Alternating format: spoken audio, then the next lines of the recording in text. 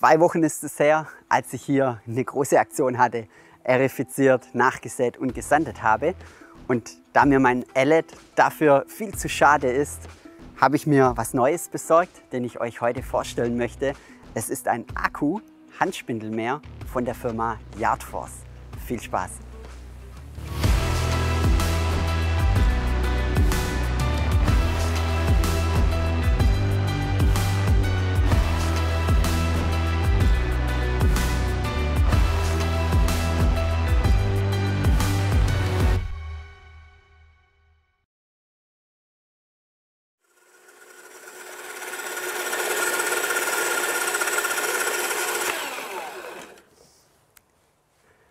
Ja, der Yardforce Akkuspindelmäher ist auch ein großer Wunsch gewesen von euch, ob wir den nicht mal testen können.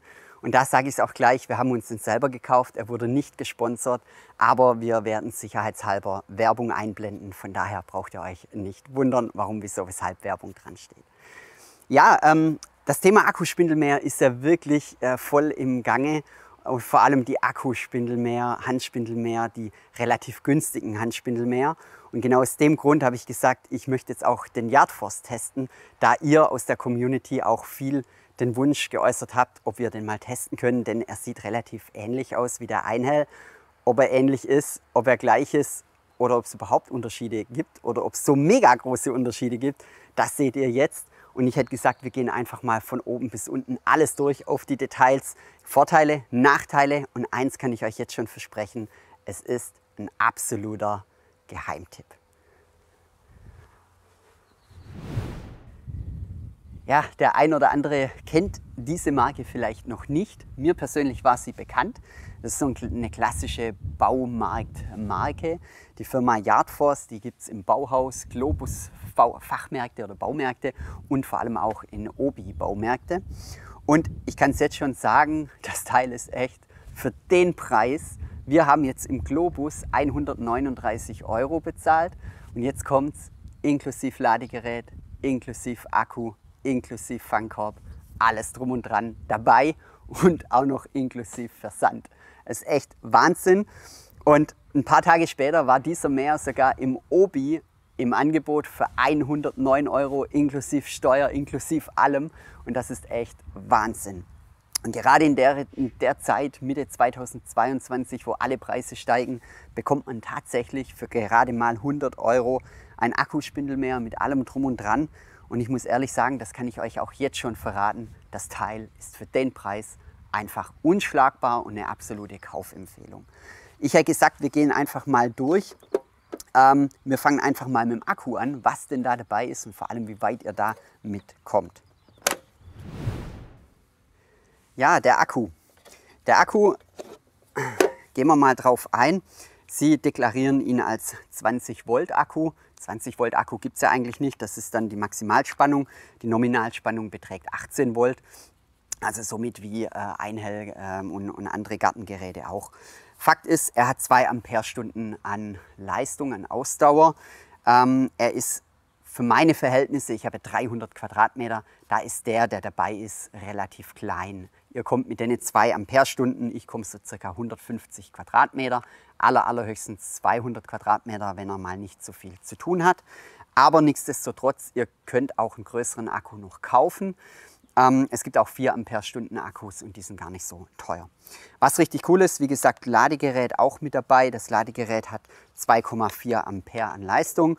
Das bedeutet, dass in ca. 40 bis 50 Minuten der Akku voll ist. Von der Qualität, von der Haptik muss ich sagen, ja, es ist nicht so, wo man sagt, wow, mega Premium. Es ist halt ein Akku, es ist halt ein Kunststoffgehäuse. Für den Preis absolut völlig legitim, völlig in Ordnung. Muss echt sagen, ist gut. Und ein Gadget hat er sogar auch noch, je nachdem, wie der Akkustand anzeigt. Also man hat hier einen Knopf und der zeigt sogar in Prozent die Akkuanzeige an. Ich hoffe, man sieht es relativ schlecht. Man braucht immer etwas Schatten. Er hat jetzt aktuell noch 99%. Also von dem her ist es richtig gut und vor allem er ist auch zuverlässig. Ich habe ihn mal runtergemäht bis auf 6% und er ist auch nicht schlagartig ausgegangen. Also da gibt es auch ganz andere Akkuspindelmäher für einen 4-stelligen Betrag, die da ganz andere Probleme damit haben. Ja, prinzipiell, wie gesagt, alles dabei. Ich finde es richtig cool. Und wenn wir schon auch beim Akku sind, finde ich auch die ganze Klappe hier, der ganze Akkuschacht, es ist sehr hochwertig, richtig hochwertig gewählt. In dem Akkuschacht habt ihr dann auch noch ein Notaus, wo jedes Akkugerät haben muss. Finde ich auch soweit richtig gut. Man kommt gut hin. Da gibt es schon mal gar nichts auszusetzen. Das passt. Der Akku hat auch ordentlich Power. Also ist auch trotz meinem dichten Gras ist er nicht einmal ausgegangen. Also Akkutechnik gibt es wirklich gar nichts auszusetzen. Kommen wir mal zu den Bedienelementen oben am Griff. Da muss ich sagen, schön weiches Moosgummi. Gibt es gar nichts dran auszusetzen. Für das Geld wirklich völlig in Ordnung. Was ich richtig cool finde, ist auch der Schalter. Er wirkt sehr hochwertig. Auch der Knopf zum Entsichern. Und gibt es eigentlich auch, wie gesagt, für den Preis absolut gar nichts zu meckern. Farblich muss ich auch sagen, finde ich ihn cool, vor allem auch mit den Schrauben hier. Da gibt es auch nichts. Und dann hätte ich einfach gesagt, wir machen mal mit dem Fangkorb weiter. Und beim Fangkorb, da unterscheidet er sich jetzt schon mal von ganz vielen Handspindelmähern. Denn das ist der erste Spindelmäher, wo meiner Meinung nach der Fangkorb richtig gut ist, der auch seinen Namen alle Ehre macht. Er fängt das Gras auf. Ja, er wird zum einen mal hier nur eingeklippt. Und das muss ich sagen, das ist richtig gut. Ihr habt auch die Möglichkeit, hier komplett aufzumachen, was man aber nicht braucht. Einmal hier eingeklippt und hier unten wird er auch jeweils ein- oder ausgeklippt. Einmal raus, einmal rein. Und der geht so schnell rein und raus. Ich finde es richtig gut. Und dann einfach nur hier einhängen. Vom Fangkorb werdet ihr auch gleich sehen, er wird gleichmäßig voll, er wird richtig voll. Und das hat auch sehr viel mit der Klappe hier zu tun. Denn diese Klappe, da muss ich schon sagen, die ist richtig gut. Ihr könnt die Klappe in zig verschiedenen Einstellungen einstellen, von den Schrägen, von dem Winkel. So ist fürs Mulchen gut und ich persönlich habe sie eigentlich immer in der zweitoberste Stufe oder so. Dann wirft es komplett das Gras bis hinten an den Fangkorb hin. Und da gibt es auch nichts dran auszusetzen. Also da ist wirklich gut, alles gut. Und ich habe gesagt, jetzt kommen wir mal zu der Schnitthöheneinstellung, denn da trennt sich sehr oft die Spreu vom Weizen. Ja, die berüchtigte Schnitthöheneinstellung. Da gibt es ja, wie gesagt, sehr viele Unterschiede. Und da muss ich sagen, die Einstellung selber ist klasse. Man geht wirklich nur her, zieht so einen Stift hier raus und kann das Ganze dann verstellen. Einmal hoch, einmal runter. Und da muss ich echt sagen, das ist richtig gut. Was mir nicht gefällt, und das ist ein riesen Kritikpunkt, und ich verstehe es alle nicht an die ganzen Spindelmäherhersteller, macht einfach bitte eine stufenlose Schnitthöheneinstellung, denn auch der Yardforce hat jetzt 14 mm, dann kommen 25, 35 und 43 mm. Und da muss ich sagen, sind die Abstände mal wieder viel zu groß, vor allem auch von 14 auf 25 mm. Und das gefällt mir so nicht. Da muss man einfach engere Abstände machen oder dann stufenlos. Das wäre natürlich ideal. Das ist ein großer Kritikpunkt, wo ich hier habe. Aber im Großen und Ganzen bleibt, das muss ich ehrlich sagen, auch der einzige Kritikpunkt. Sonst ist alles top. Und ich hätte gesagt, schauen wir uns doch einfach mal die Spindel an. Ich hole mal Papier und dann machen wir mal einen Schnitttest. Denn das ist ja immerhin entscheidend, wenn man einen Spindelmäher kauft. Der Schnitttest, da haben wir ja auch schon sehr viele Videos gebracht. Für all diejenigen, die heute das erste Mal sehen, da nimmt man am besten ein Papier und stellt die Spindel an diesen Schrauben hier so ein, beziehungsweise das Untermesser so ein, dass er Papier gut schneidet. Und das sollte möglichst überall der Fall sein. Papier stellt man dann hier rein, schneidet es ab, in der Mitte einmal kontrollieren, schneidet es auch ab und schneidet es auch hier ab. Also ihr seht, es ist alles soweit in Ordnung und da muss ich auch sagen, egal welche Spindel, eine ist dabei, die nicht perfekt schneidet, aber muss ich sagen, so wie dieser Mäher gekommen ist, und da kann ich auch immer nur von diesem Mäher reden, den ich hier habe, da muss ich echt sagen, für das Geld Wahnsinn, wirklich Wahnsinn. Die Spindel ist richtig scharf, die ist richtig gut und ihr habt es vielleicht vorhin schon gehört und werdet es gleich noch hören, die läuft richtig sauber. Sie hat kaum Kontakt, so wie es eigentlich sein soll, und schneidet trotzdem sehr gut ab. Und das macht sich auch im Schnittbild bemerkbar. Die Gräser, die werden richtig gut abgeschnitten. So viel mal zur theoretischen Vorstellung vom Mäher. Ich hätte gesagt, wir mähen einfach mal, damit ihr euch selbst mal ein Bild machen könnt, wie schön der Fangkorb voll wird und vor allem, wie das Schnittbild ist.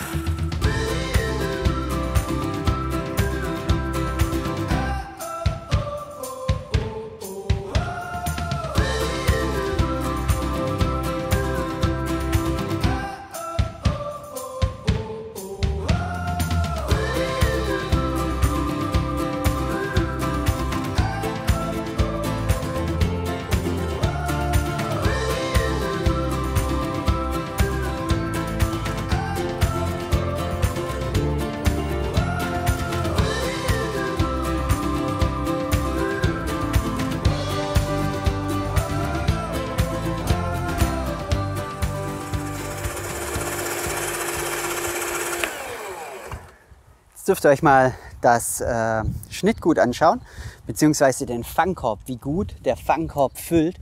Und da muss ich auch echt sagen, er wirft wirklich nichts drüber, nichts fällt vorne zwischen die Rolle, sondern ihr habt hier wirklich ordentlich gefüllt, gleichmäßig gefüllt, und das ist schon mal richtig, richtig viel. Also da ist ordentlich was drin. Fangkorb, wie gesagt, super, bin ich echt super zufrieden, das ist top.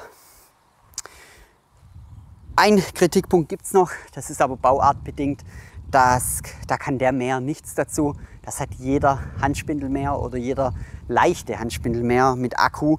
Akku übrigens, da wird ja nur die Spindel angetrieben, nicht der Mäher generell.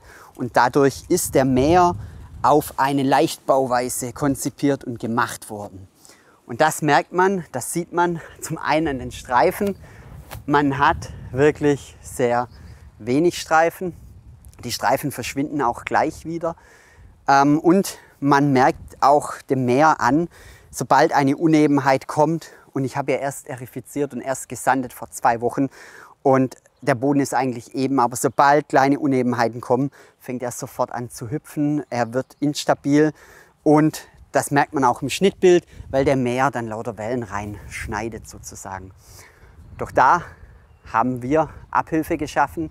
Wir haben nämlich eine Edelstahlrolle anfertigen lassen, die ganze 6 Kilo hat, und die bauen wir jetzt kurz ein, und dann seht ihr mal einen direkten Vergleich, vor allem wie sauber, satt der Schnitt ist und wie der Mäher dann liegt und vor allem wie geil die Streifen danach sind. Ich hol sie und hol Werkzeug und dann bauen wir eine Edelstahlwalze ein. Da ist sie, und ich muss schon sagen, richtig schwer. Und vor allem die Qualität ist geil. Wir haben uns umgeschaut nach einem Hersteller, damit wir wirklich auch diese Dinge in Serie produzieren lassen können. Und uns ist es gelungen, wir haben einen gefunden, den kennt ihr alle, die Firma Rasenspecht, die auch die Handerifizierer herstellt, Sandraupen herstellt, also Level Rakes und. Die machen jetzt in Zukunft auch Edelstahlwalzen für Handspindelmäher. Das ist jetzt eine für einen Yardforce, die gibt es dann auch für Einhell, die wird es auch für Gardena, Earthwise, egal, für alle mögliche geben. Von dem her einfach immer mal wieder auf unserem Kanal reinschauen, da seht ihr dann auch, was es so als Update gibt. Die Qualität von der Walze ist sagenhaft gut. Und ich glaube, jeder, der einen Rasenspecht hat, weiß, dass dieses Haus, natürlich made in Germany, auch nur Top-Qualität verlässt. Schön abgerundete Kanten. Wir haben gesagt, wir wollen abgerundete Kanten haben, damit das Gras beim Wenden nicht aufgestellt wird und somit keine Kanten oder so reinschneidet. Und die lege ich jetzt mal ab, weil die wird richtig schwer. Wie gesagt, 6 Kilo. Die bauen wir jetzt kurz ein. Der Einbau ist denkbar einfach. Da haben wir schon mal ein Video gemacht, nicht über den Yardforce, aber über den Einhell. Und der Einhell ist genau gleich aufgebaut wie der Yardforce. Von dem her schaut einfach dieses Video an, dann wisst ihr, wie es funktioniert. Ich baue sie jetzt ein, dann mähen wir nochmals und dann kommen wir nochmals auf die Vor- und Nachteile so einer Walze zu sprechen. So, fertig eingebaut. Es kann losgehen. Vor allem, jetzt liegt er richtig, richtig satt. Fangkorb rein und dann seht ihr mal einen Unterschied wie Tag und Nacht. So.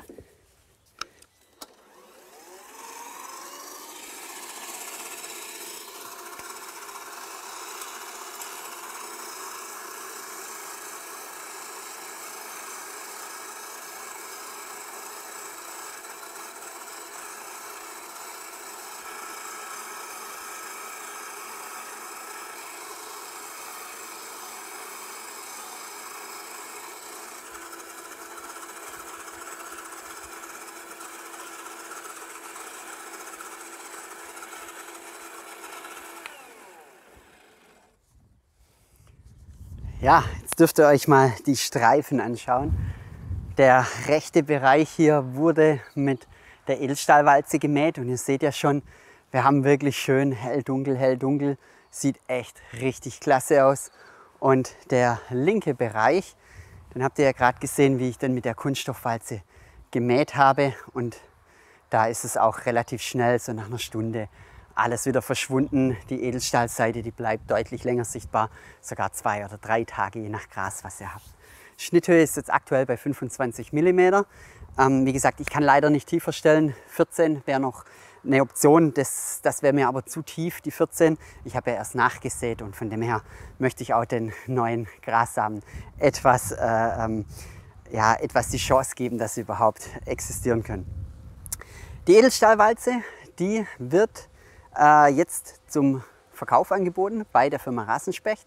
Wir verlinken euch alles unten, wir verlinken euch auch den Mäher, Obi, wie auch immer, unten in der Videobeschreibung. Die Edelstahlwalze kostet jetzt aktuell Mitte 2022. Ich sage nur das Datum, weil die Preise explodieren ja, vor allem für Rohstoffe, für Edelstahl. Die kostet jetzt aktuell 140 € inklusive Mehrwertsteuer. Darauf bekommt ihr nochmals 10% Rabatt mit dem Rabattcode PerfectGreen10. Und von daher, wie gesagt, wird es auch bald für andere mehr geben.